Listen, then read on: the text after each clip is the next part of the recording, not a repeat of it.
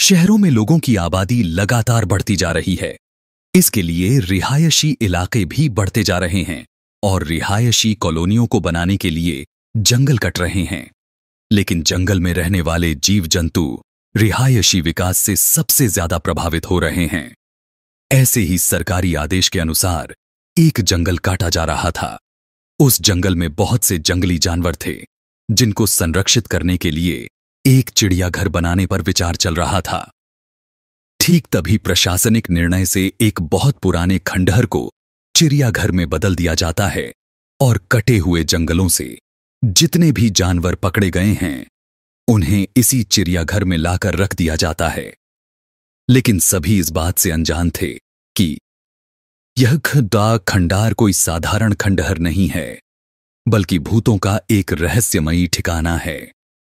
आज भी कई भूत खंडहर के कोने कोने में उपस्थित हैं और प्रशासनिक अधिकारियों को भूतों की दहशत का नमूना जल्द ही दिखाई देने वाला था, क्योंकि जितने भी जानवरों को खंडहर में लाया गया था सभी के बर्ताव डरावने हो चुके थे। उनके पिंजरे के करीब जाते ही वह जोर जोर से आवाज निकालने लगते। मामला जानवरों से जुड़ा था, इसलिए पशु चिकित्सक को चिड़ियाघर बुलाया जाता है। लेकिन पशु चिकित्सक को भी कुछ खास जानकारी नहीं मिलती। सभी जानवरों के खून की जांच करने के बाद भी उनके शरीर में किसी तरह का कोई इन्फेक्शन नहीं पाया जाता। दरअसल जानवरों के अंदर भूत होना कल्पना से परे था, इसलिए पशु चिकित्सक अपने विज्ञान के माध्यम से इलाज करने का प्रयास कर रहे थे। बहुत जल्द चिड़ियाघर दर्शकों के लिए खोला जाना था, लेकिन जानवरों का ऐसा हाल देखकर आम जनता के लिए चिड़ियाघर खोलने के फैसले पर रोक लगा दी जाती है। शासन की मुश्किलें बढ़ती जा रही थी और जानवरों की हालत बद से बदतर होती जा रही थी। उन्हें एहसास होने लगा था कि जानवरों के जंगल को काटकर शायद हमने बहुत बड़ी गलती की है। चिड़ियाघर के अंदर भालू, हाथी, शेर, सांप और कई तरह के पक्षी रह रहे थे। एक रात सभी जानवर भूतिया प्रभाव से उग्र हो जाते हैं और खंडहर की दीवारों को धक्का मार मार के गिरा देते हैं। दीवार गिरते ही सभी जानवर रिहायशी क्षेत्रों की तरफ दौड़ पड़ते हैं। भूतिया चिड़ियाघर खाली हो चुका था और सड़कों में जानवर मौत का तांडव मचा रहे थे। रास्ते से निकलने वाली गाड़ियों को हाथी अपने हमले से क्षतिग्रस्त कर रहे थे और शेर, चीते इंसानों को कई टुकड़ों में काट रहे थे। शहर की सड़कों पर खून की नदियां बहने लगीं और प्रशासन हाथ में हाथ धरे बैठा था। किसी को कुछ समझ में नहीं आ रहा था कि इतने सारे जानवरों को कैसे काबू में किया जाए। सारे शहर में कर्फ्यू लगा दिया गया था। सभी को लग रहा था कि जंगली जानवर अचानक जंगलों के कटने से पागल हो चुके हैं, इसलिए इतना नरसंहार कर रहे हैं।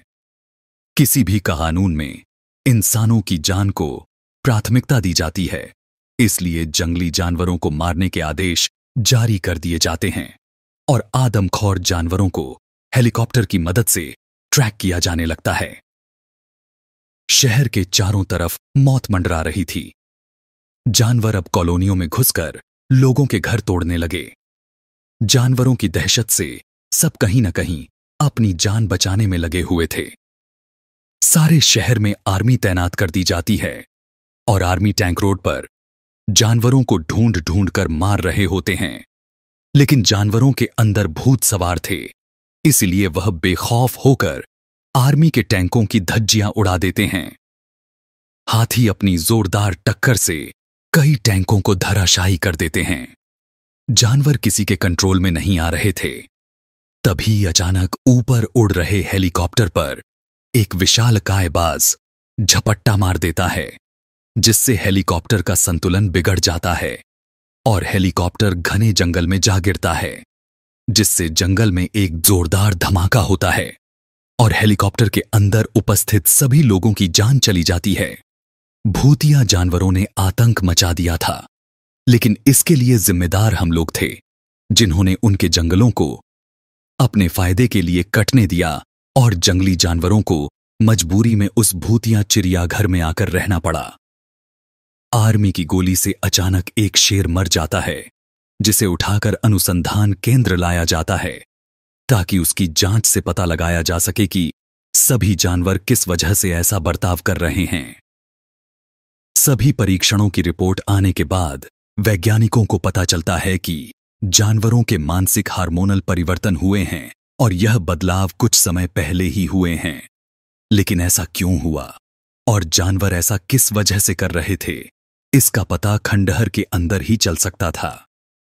वैज्ञानिकों को खंडहर में कुछ संदेह उत्पन्न होता है, इसलिए वह जांच करने के लिए अपने यंत्रों के साथ उसी भूतिया चिड़ियाघर पहुंच जाते हैं और सारे खंडहर के कोने कोने की फ्रीक्वेंसी की जांच करते हैं। तब उन्हें अपने डिवाइस पर आत्माओं के होने के संकेत दिखाई देते हैं। वैज्ञानिकों को पता चल जाता है कि सभी जानवरों के शरीर को भूत प्रेतों ने कब्जा कर लिया है और अब भूत ही शहर में आतंक मचा रहे हैं। वैज्ञानिक प्रशासनिक अधिकारियों से मुलाकात करते हैं और बताते हैं कि सभी जानवरों के आदमखोर बनने की वजह भूतिया आत्माएं हैं जो कि उस खंडहर में मौजूद हैं। हमें जानवरों के अंदर से भूत निकालना होगा ताकि जानवरों को संरक्षित किया जा सके और शहर को श्मशान बनने से रोका जा सके। जानवरों को पकड़ने के लिए स्पेशल कमांडो की एक टीम बनाई जाती है, जिन्हें कुछ खास हथियार दिए जाते हैं। कमांडो एक एक करके सभी जानवरों को बुलेट गन इंजेक्शन की मदद से काबू में कर लेते हैं, लेकिन मजबूरी में कुछ जानवरों को जान से मारना पड़ता है। जानवरों को रिसर्च सेंटर लाया जाता है और उनके मानसिक बर्ताव को ठीक करने के लिए का न्यूरो हार्मोन ट्रांसप्लांट किया जाता है।